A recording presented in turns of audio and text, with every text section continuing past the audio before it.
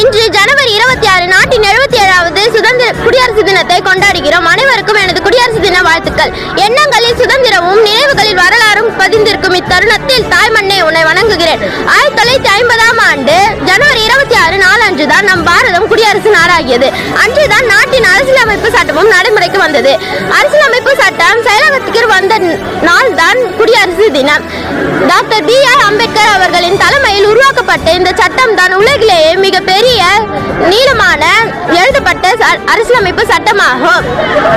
இதுவே நமக்கு அடிப்படை உரிமைகளையும் சுதந்திரத்தையும் வழங்குகிறது. இந்நாளில் நம் நாட்டின் குடியரசுக்காக போராடிய மகாத்மா காந்தி, நேரு, தாகூர், பகத்சிங் போன்ற தியாக தலைவர்களை நினைவு கூற வேண்டும். அவர்களின் தியாகத்தால் தான் நாம் இன்று சுதந்திர காற்றை சுவாசிக்கிறோம். எல்லோரும் ஓர் குலம், எல்லோரும் ஓர் இனம், எல்லோரும் இந்திய மக்கள் என்ற வரிகளுக்கு ஏற்ப இந்தியா வேற்றுமையில் ஒற்றுமை கண்ட நாடாகும். கனவு காணுங்கள். கனவு என்பது நீங்கள் தூக்கத்தில் காண்பது அல்ல, உங்களை தூங்க விடாமல் செய்வதாகும். நம் நாட்டை வல்லரசு நாடாக மாற்ற நாம் கனவு காண வேண்டும், அதற்காக உழைக்க வேண்டும்.